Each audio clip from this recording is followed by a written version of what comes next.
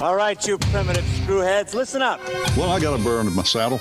We talk, you listen. Somebody that's going to take an innocent life is not mentally insane? You know them. Time to nut up or shut up. You love to hate them. It's the Denton and Sasquatch Show. Can I bring my AR-15 next time? Sure. Yes. This place is half talk show, half weird daycare. I love it. You can't handle the truth. Hello and welcome once again to the Denton and Sasquatch Show, coming to you from both California and Alabama. My name is Sasquatch. I'm in California, and then we got Denton. He's over there in Alabama. How you doing, sir?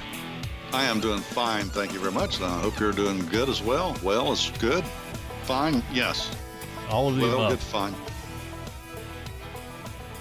You know, I'm a grammar Nazi on the internet, but well, good, and fine just kicks my butt. Anyway. Look here, let's get the little formality out of the way. If you want to go where we usually type, speaking of internet typing, you can find us at prepperforms.net. If you want to send us nasty grams, you can send that to our email, which is DentonandSassShow@gmail.com. Or we also put the stuff on YouTube, and you can always comment there and tell us how we suck. We don't care. We're still going to do what we do. Now, Mr. President, you remember the last time we were together, we were talking about abortion laws and how the New York's lost their mind, Virginia was trying to lose their mind, Vermont is losing their mind as well? Uh-huh. Well, check this out. This is from the New York Post. The New York City Catholics and abortion opponents voiced outrage Saturday over the lack of justice for an unborn child who was killed in Queens. So there was an abortion clinic, and they just whacked the kid, and they're all screaming. No, actually, what? No. It was a little bit more draconian than that. Queens District Attorney Richard Brown recently charged Anthony Hobson with murder for allegedly killing Jennifer. My goodness, he was dating a girl who I can't pronounce her. She ain't American.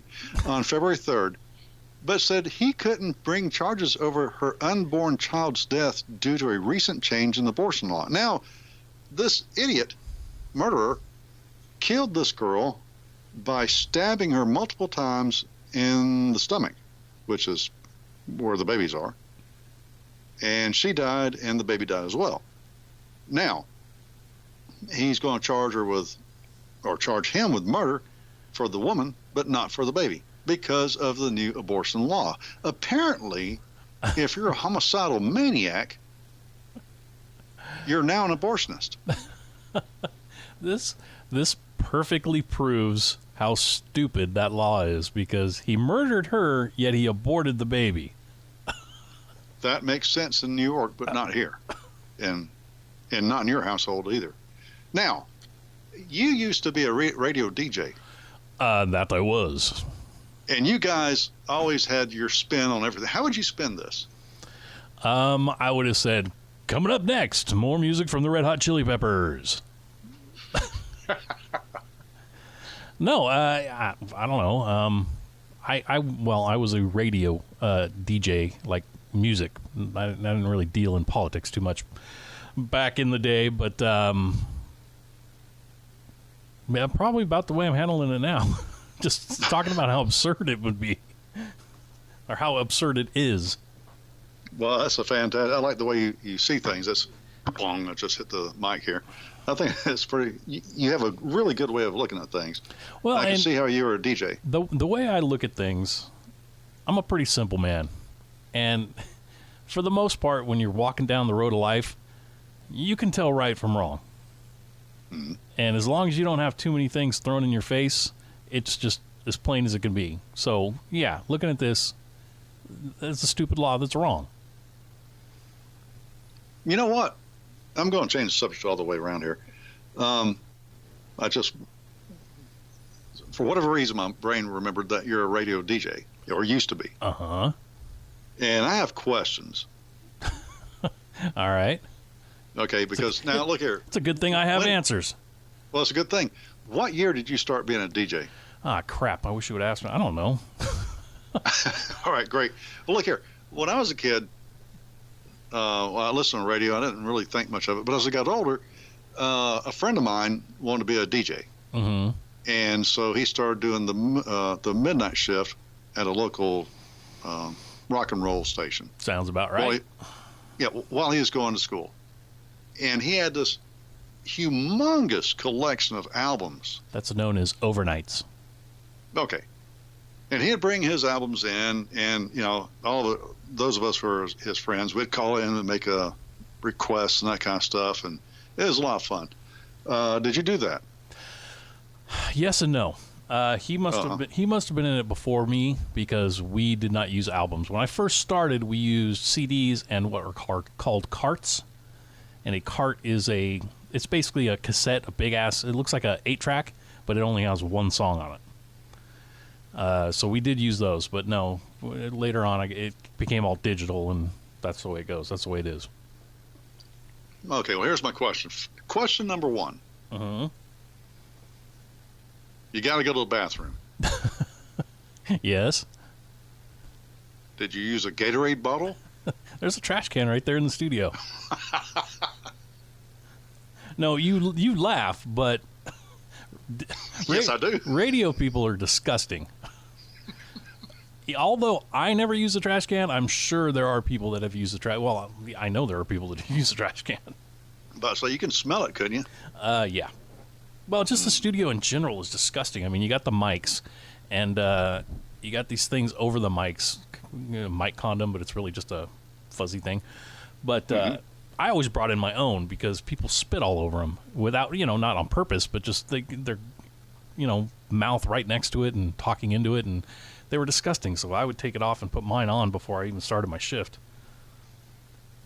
That's why I bought my own David Clark headset. I work in aviation, and I used to check out a headset from Supply, and then one day I checked it out and I put the headset on and I pulled the mic boom down. As I'm pulling it down, it looked like a caterpillar. And so I yanked it off my head and I looked at it, and I knew exactly who had used it before I did because he dipped at Copenhagen. And I said, okay, I'm going to buy my own headsets. Yeah. $200. I don't care. I feel better about it. Well, and it's the same in radio. I mean, there was always a pair in the production studio. So if you forgot your headphones, you could always run in there and grab that pair. But that's a mistake you only make once, is leaving your headphones at home, because after you have to use those for a 4-hour shift, you're like, ew, gross. Feel like maggots have been crawling in my ears. Okay, so now you started radio when you were able to play your own music.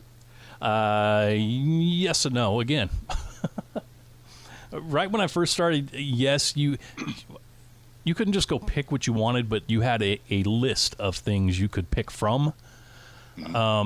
And then it just sort of got squeezed more and more because everything became corporate, and pretty soon you just had a list that if you deviated from the list, you would get a phone call from the program director, which in the studio there was, he couldn't have a phone ring because it would go out over the air. So what they did is they hooked up a little flashing light. Whenever the flashing light went off, you knew you were in trouble. Now there came a time when back then I had one of those AM/FM alarm clock radio things, and I always woke up at the same time. Yes. And I would have music play when it's time for me to wake up. And there came a time when the same song would wake me up for a week straight. That's called a lazy music director. Oh, is that what it is? Okay. Yes, and it still happens now. I listen to it when I trust me, I listen to radio a lot different than other people do, and I hear the slightest things. And even when I'm with Hot Nursey, I'll hear something and I'll be like, "Oh, dead air," and she'll be like, "What?" And she doesn't even hear it, but I hear it. But what you're talking about with the music is, well, at least today, everything is programmed into a computer. Well, there's a program for setting all the music up, and it's a bunch of little boxes. Kind of looks like well, there's a few different programs, but it kind of looks like a Super Bowl pool, with names in it, but it has artist names. Well, it'll say, it has different colors for this is an older song, this is a new song, and how they're put into the rotation, and how many times they get played. But, it'll say Monday, Tuesday, Wednesday, Thursday. Well, the music director is supposed to make a whole new one every week. But what they do is they'll move everything up one notch. So the song that you were hearing for a week straight that was waking you up, at, say, 7 in the morning is now every day at 8 in the morning. And then the next week it'll be every day at 9 in the morning until he decides to change it again. Well, okay, so we have lazy people here in South Alabama running the radio stations, or at least I get Sirius XM now, so I don't know. There are lazy people in radio, period. It doesn't matter what state you're in. Trust me. Now, here's the thing that really blew my mind. How much does the most popular radio DJ in this area make, do you think, in South Alabama? Oh, where you're at? Well,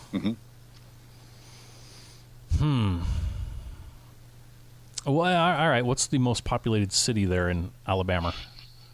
We'll say 75,000. But what is it? That's not Dothan, is it? What is it? Yeah, Dothan. Okay, it's Dothan. He probably makes, I don't know, 23, 24 grand a year. 23 or 24 grand a year. Yep.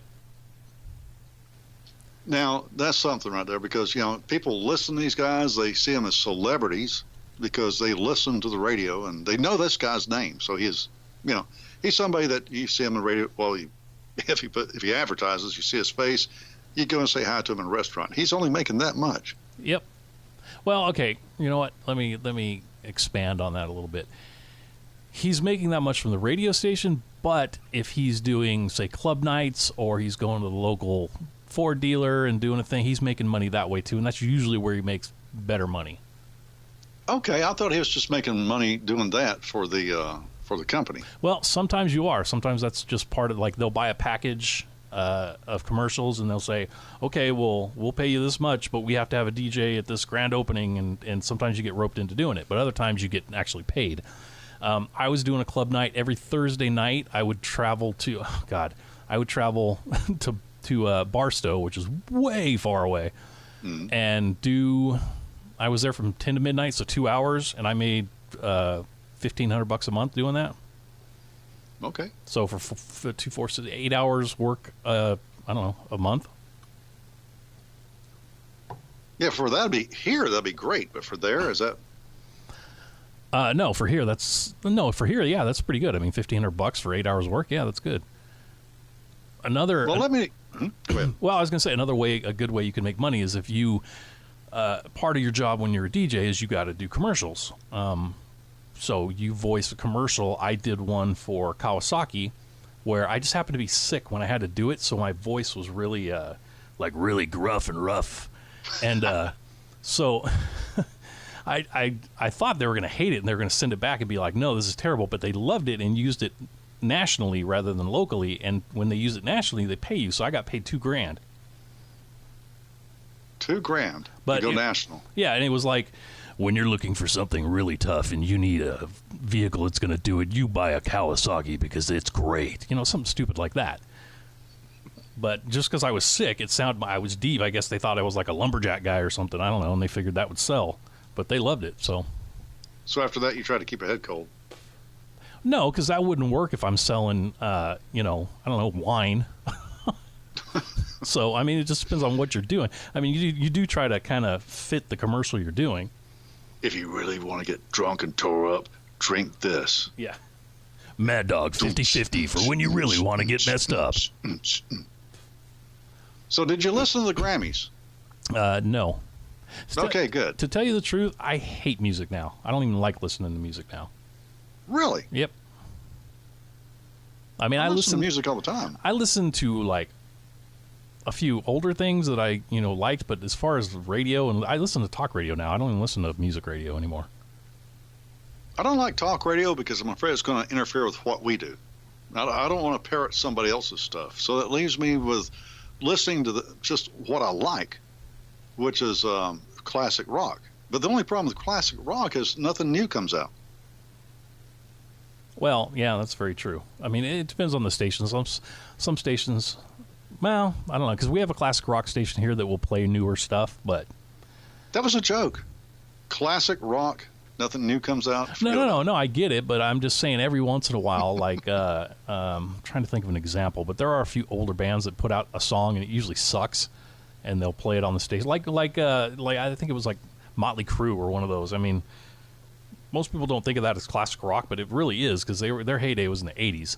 So, they come up with some new album that nobody buys, and they'll play a song off it. Well, even AC/DC not too long ago released something, and they played it a couple times, and then it was gone because everybody hated it. Oh, wow. I didn't know they put out anything new. Even like the new Metallica stuff you don't hear on the radio very often because it sucks. Well, once they went corporate, they just lost it. Yeah, it's definitely not the same. Yeah, even the song I like Inner Sandman. But that's when they went corporate. Yeah, that was the Black Album. That's kind of when they started going downhill. Yeah, but still. Well, is there anything else you want to tell us about being a DJ? It's a horrible lifestyle. The people in radio are horrible. Wow. Well, it's just like, anybody that's out there that may be thinking about going into radio because they think, oh, it's so glamorous and cool. That's what I thought until I got into it. And then I was like, this is nothing like the way I thought it was going to be. But other DJs, the program director, people you work with, they're all trying to stab you in the back to get ahead, to make themselves look better. And it's just, it's just horrible. One real quick story. I was working at a radio station in Santa Barbara, and we had a thing where a contest where you're the winner and you get to go on this boat around the harbor with this band called Ozomatli. And they weren't a huge band, but in this area they were a pretty big band. They'd been playing a long time. So we went there, and it was a fun little thing, open bar.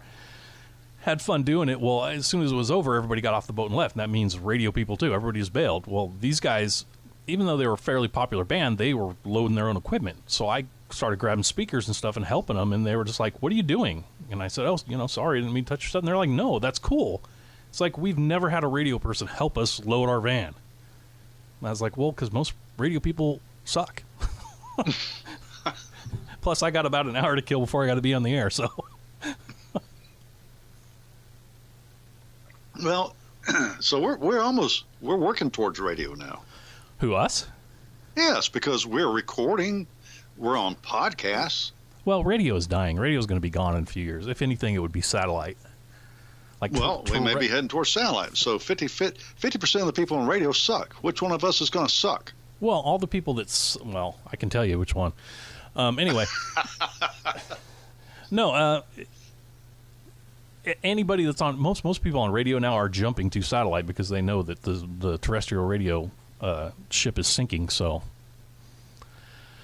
there'll be something else to come along, though. Well, there you go. Those of us around here in my area, if you listen to WKMX, WRJ, if you like that music, go to Sirius XM because they're all dying. Well, what's happening now is you have all these big corporate groups like iHeartRadio. They suck. Yeah, well, they own a lot of stations. I mean, I think it's like 3 different companies own like every station in the country, except for there's a few mom and pops still left around. But they're getting the technology now where, like, on your phone or on your Alexa, you can listen to music. Well, pretty soon it's going to be in your car, so there won't even be DJs anymore. Well, that's a shame. There's a lot of kids out there who want to be a radio DJ. Well, and radio. To me, it's like local radio is better because if you're listening to Ryan Seacrest, he's stationed in L.A. Oh, which I got a story about that too. But all right, good. All right, well, if you're listening to him and he's talking about, hey, we're here in L.A. and it's bright and sunny and great and we're wearing flip-flops and shorts and everything's wonderful, but you're in Wisconsin and it's a frickin' snowstorm and the light comes down in the middle of the main street there, he's not going to tell you that. But if there were a local station, they would tell you, hey, there's a light down, don't go that way because snow drifts are coming up and this and that. You see what I'm saying? There's no with no localized radio stations, you're not getting that info you need. You may get it an hour later, but you're not getting it in real time. So you're getting, with the local radio station, you're getting what you don't get on TV. Because you get on TV, your local stations, they're just following what the national bunch is following. Yeah. And all your news networks, it's nothing but politics. And the only local stuff you get is some kind of local crazy crap from some place else. And you even go to Weather Channel, the Weather Channel is talking. I'm living in South Alabama, and the whole time, for an hour, I'm listening 95% stuff everywhere else, and finally I hear something. Oh, the Southeast is going to be pretty this weekend. Well, thanks. Yeah, well, that sounds great, but it's hard to get. It's hard for these stations to support themselves. You dang sure ain't going to get a local place that can give you 24/7. You know what I'm saying? Mm-hmm. So yeah. Oh, and the thing about Ryan Seacrest is I applied for a job on his morning show. Did you? Where'd you do that? It wasn't on air. It was the production director for the show, and I was third place, so I didn't get it. But anyway, I felt. Were we doing this before or during when you did this? Oh no, this is a long time ago. Okay, I just want to make sure I was find out if you're trying to bail on me, because I know now that you people are backstabbers. Well, that's part of the reason why I got out of radio, is just because I couldn't stand everybody. There was one guy that I actually liked. His name was JD. He was our promotion director at one of the stations I worked at. He wasn't on air, but he is on air now. I listen to him on KLOS here in LA. And he was a cool guy. He was a great guy. That's the one person in radio I could never talk bad about. All right, JD, you better be listening to us, because your old buddy's saying good things about you. That's right. All right. Well, look here. If you guys got any questions about being a radio DJ, I had questions because, we talked before we do this show, and I've always been a big-time radio lunatic, and this guy, being Sasquatch, he was one of those guys. So if you got any questions, you can ask him via our email, and we'll talk about it. That's how I got into radio. Well, that was my love of radio. Is when I was a kid, I used to listen to the radio, and I would tape like songs off the radio. But I liked the stuff in between the songs, like the little they're called IDs or there's a million different names for stuff like that. But I liked listening to that, so I wanted to learn how to do that, and eventually I did. But anyway. How did you record stuff off the radio? No, I just had a radio, like a boom box, and I would just hit record with my cassette player and just record what the radio was playing. Okay. See, with me, back then, when I was a kid, you had this little cassette tape recorder. Uh-huh. It wasn't on a boom box. It was just a little recorder, and I would set books around it so I wouldn't get any echo from anything else. Mm-hmm. I had, on one end, I had the radio. The radio. And when I knew the song that I wanted to record came on, then I'd mash one of those big, thick buttons down to record. Oh, yeah, I did that too. But that was before boom boxes. But, yeah, I used to do that too. Yeah, it sounded like crap, but at least I had something, right? Well, look here. Did you know, this is Gallup, did you know that 5 million Latin Americans are coming to the United States in the next 12 months? It would not surprise me. Well, 5 million Latin Americans plan to migrate to the United States in the next, not immigrate, but migrate to the United States in the next 12 months, and an estimated 42 million more say they want to enter the country. And they're all doing it at embassies, and they're doing it legally. Well, of course they are. They're not climbing any walls or anything. No, they would never do that.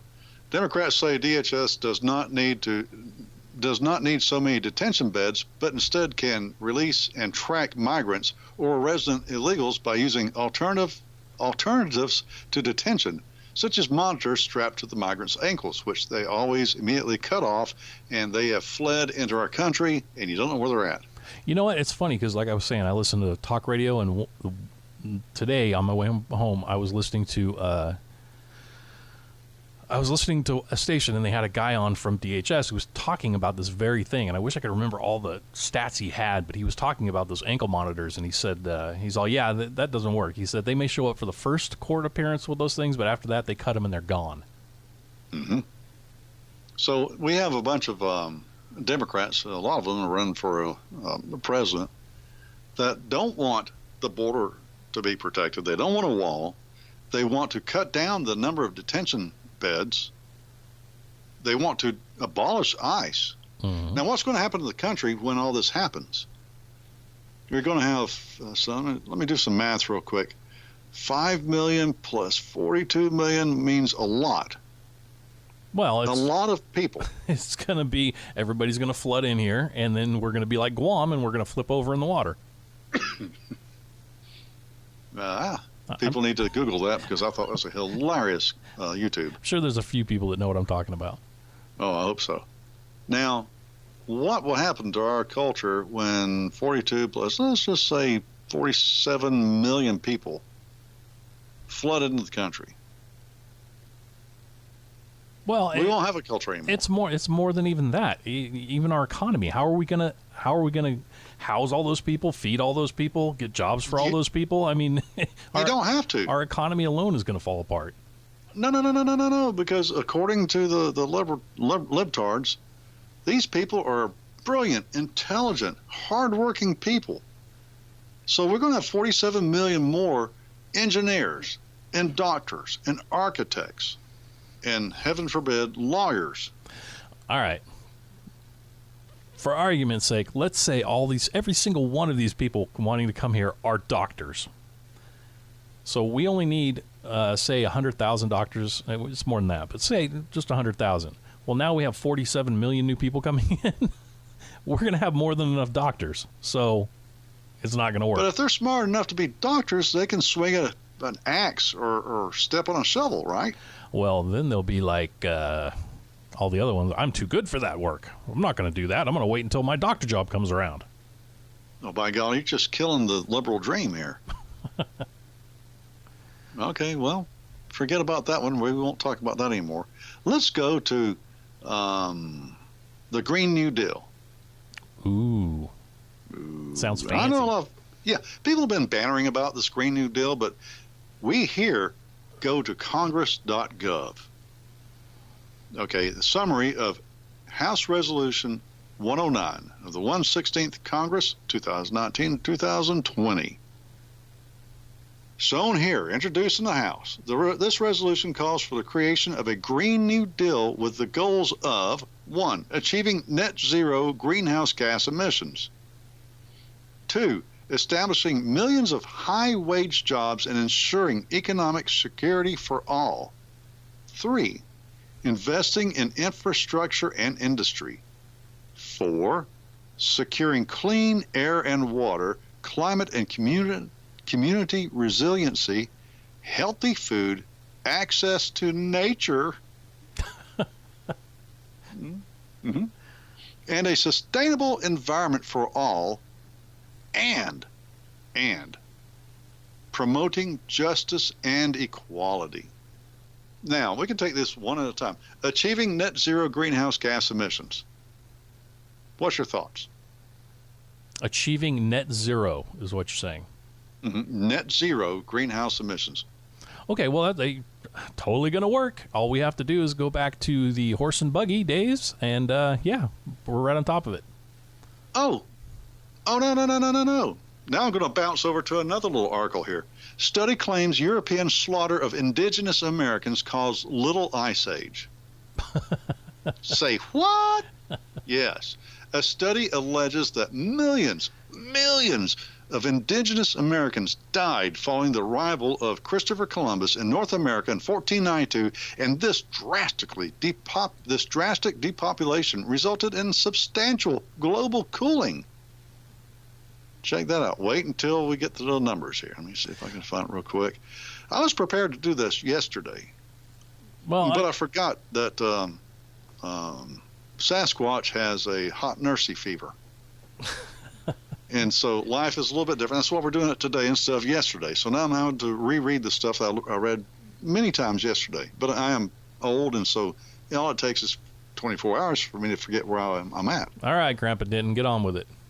The study, conducted by researchers from University College London and published in the journal Quaternary Science Reviews, claims that the deaths induced by European colonists occurred on such a large scale that they led to a little ice age, a period of global cooling between 16th and mid-19th century. Now, what they're saying is because of Europeans coming to this continent, millions and millions and millions of Native Americans died. Mm-hmm. Now, but how How did that cause a mini ice age? Well, I can explain this to you. Because we killed so many indigenous people. They weren't here to cultivate the land. And because they weren't here to cultivate the land went back to nature. And because the land went back to nature, it caused a mini ice age. Isn't that what they want? It's very confusing to figure out what they want. Okay, well, this whole new Green Deal thing, isn't that I don't know if she's well, I know she's not the brainchild of it, but she's supporting it. OAC, Alexandria Occidental Cortez, or whatever her name is. Ocasio-Cortez, Adelaide, yes. Yeah, well, did you hear what else she said? She claimed that all Latin Americans should be, what's the word I'm looking for? They shouldn't have to abide by immigration laws because they are descendants of the indigenous people here, which means they should have free reign to walk the Americas up and down as much as they want. Okay, well, first off, I'm an indigenous member of this place because my father was born here. My grandfather, my great-grandfather, my great-great-grandfather, and my great-great-great-great-grandfather was born here. So that makes me indigenous. But here's the kicker. We pretty much stayed in this area. Okay, Florida, Alabama, this area right here. If that be the case, I can walk around these states unimpeded. Somebody from Honduras, you're going to tell me that for some reason they were born, well, in the general vicinity, they can immediately walk up here? Well, as with all of her statements, it's just a stupid one because there's no such thing as indigenous people anymore. Everybody came from somewhere. I mean, we've all been on this planet for way too long for that not to be the case. Well, I agree with that. Now, let's go to the resolution calls for accomplishment of these goals through a 10-year national mobilization effort. A 10-year national mobilization effort. Now, what does that mean, national mobilization effort? That means we all get together behind it and push. Through the government. Well, yeah. The resolution also enumerates the goals and projects of the mobilization effort, including building smart power grids. Well, at least something's going to be smart. Wait a second. Wait. Okay, I'm waiting. Okay, we've had certain people talking about the possibility of our power grids being attacked just because they're so antiquated.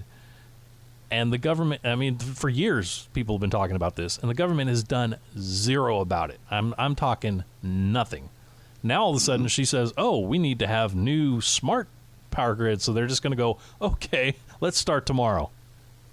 Mm-hmm. Is that what's supposed to happen? Well, no, it's more like power grids that enable customers to reduce their power use during peak demand periods. Oh, no. See, oh, you people are in for a good one here. We already have this in California, sort of. What they're doing is they're going around. You know, you've probably seen them. These, I guess they're called Nest thermometers that you can hook to your smartphone. You haven't seen these? No. Oh well, they're you can hook them to your smartphone or to your Alexa or whatever. They're hooked into the grid, into the internet, whatever. And from your phone, you can turn your power up or down, or if you're coming home and you're like, oh, it's cold in the house, let's turn it up. Well, what they did is they went around and they gave these Nests out to people for free. They said, hey, we're going to give you this because it's green technology and it's smart. And everybody ain't nothing free. Yeah, and everybody went, ooh, well, okay, it wasn't free because your taxes paid for it, so actually you paid for it, but they made you think it was free. Well, the thing is, once you get it installed, if they think that you're running your heat too high, they can turn it down from wherever they are. Well, they can kiss my albino butt. Well, yeah, they're going to kiss your albino butt by turning it down and then locking it so you can't change it.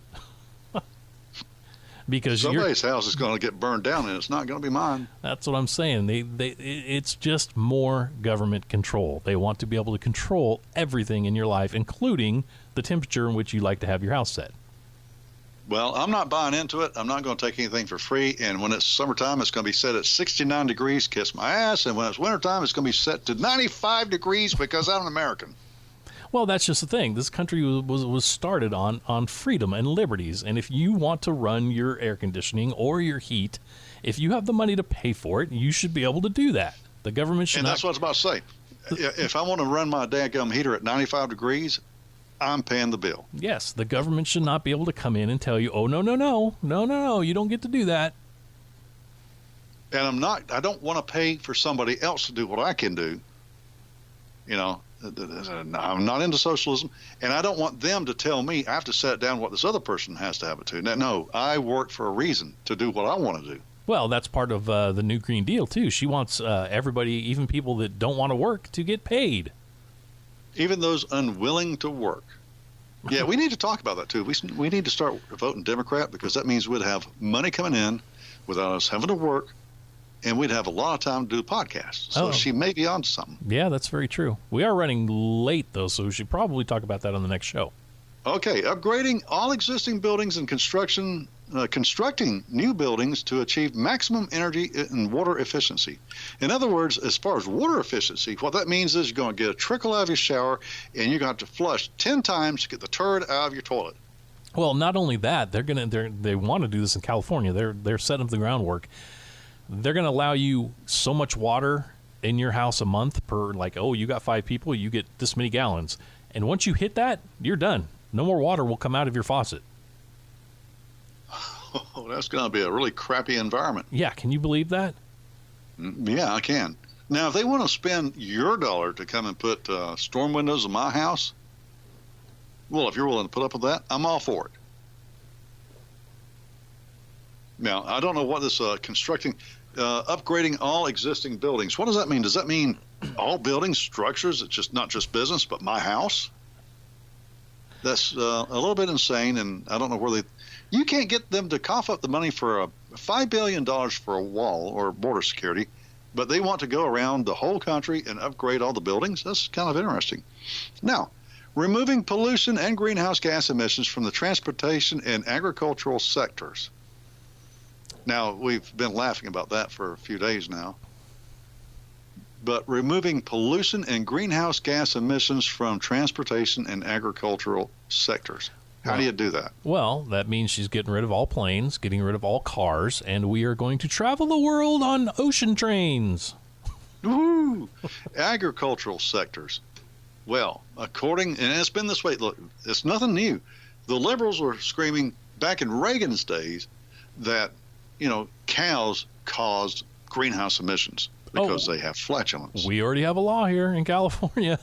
Oh, my gosh. Oh, yes. The guy's name is Laura. They call him CalFart Laura because he passed a law that by, I think, 2020, they have to have some mechanism or some way to capture cow farts and recycle them.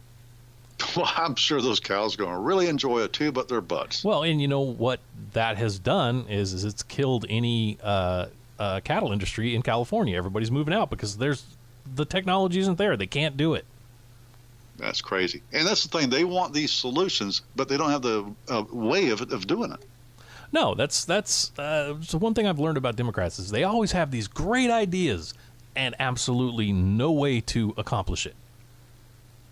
And it's like if they come out tomorrow and they say, we're going to build this thing that's going to take energy from the sun and it's going to funnel it right down to Earth and everybody's going to have free energy and it's all clean and it's forever. And then everybody goes, yay, that's great. And then we say, but how? And they go, well, I don't know.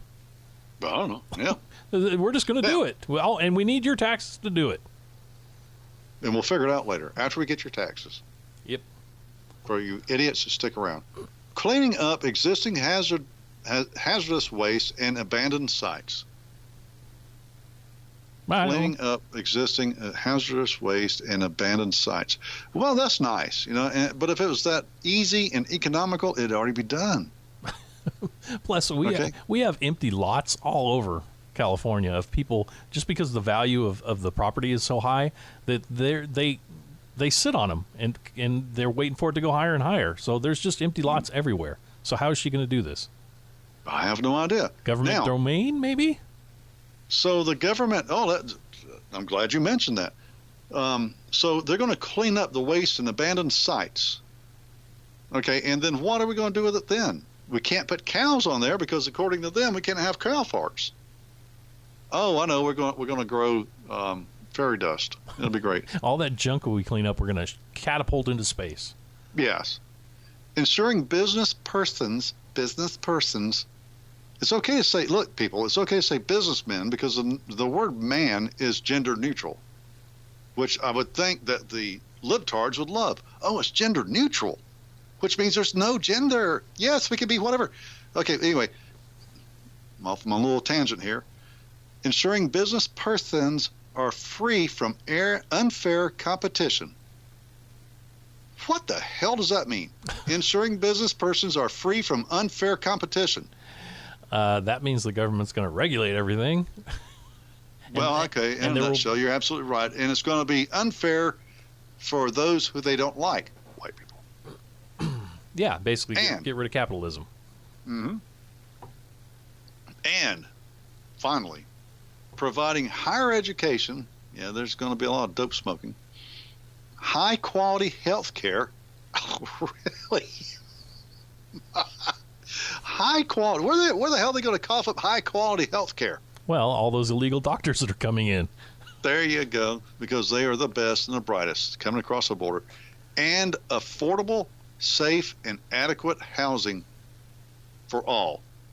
Because as we all know, housing is a right, not a privilege. Even with that said, yes, it's a right, not a privilege. No, in California, we have the worst homeless population out of all the states. There are people wandering around California all over the place with no place to go. And this is a liberal-run state. This is their. Well, your state should be coughing up houses for these people. Well, exactly. They should be, but they're not because they can't, because it's impossible. But this is what they want to do over the entire United States? Yeah, absolutely. Again, they have an idea, no clue on how they're going to get it done. Now, at prepperformance.net, our resident liberal was talking about, I'm not going to mention his name, obviously, was talking about high-speed rail transit. Oh, you want to talk about our high-speed rail here in California? Yes, tell us about it. Oh, the one that's only millions and millions of dollars over budget, not to mention millions and millions of years past when it should have been done already? Yes. It's not done yet? Oh, it's barely even started, and it's been in the works for 15 years now. I think they have, I think, like a couple 100 miles of track laid. If that needs to be replaced already because it's corroded. Yeah, but there's areas where they can't decide if they're going to go through the mountain or over the mountain, or if they can even go through the mountain because it's never been done before. But they think they're going to try it. It's just a boondoggle. My gosh, the best and brightest, and California can't figure out how to go over a mountain? Oh, and you know what? The best part is the people that are in charge of this and running it are making millions of dollars in salaries while the thing doesn't get built. Well, of course, and the longer they drag it out, the more money they make. Mm-hmm.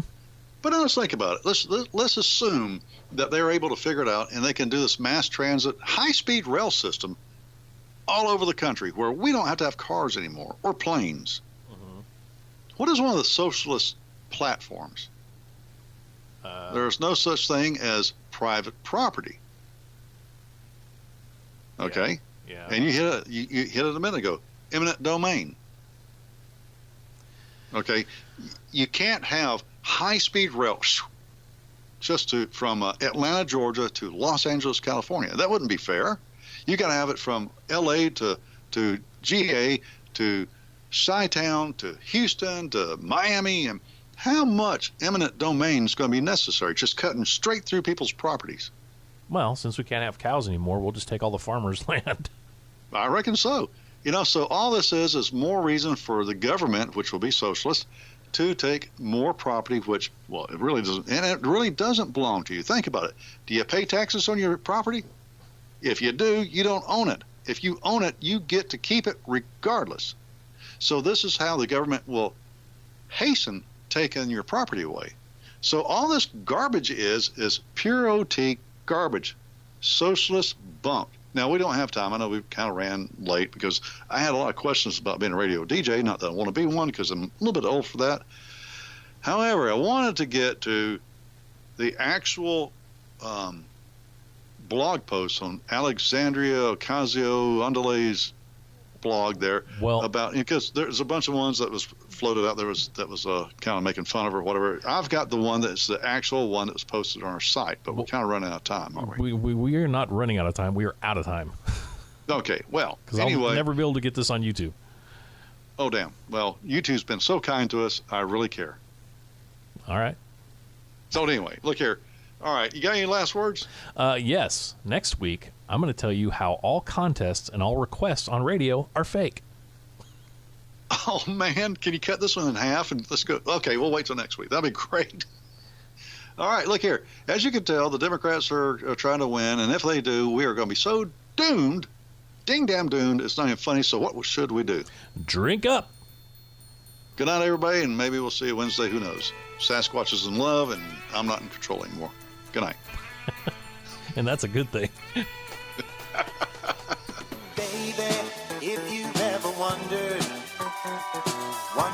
whatever became of me, I'm living on the air in Cincinnati,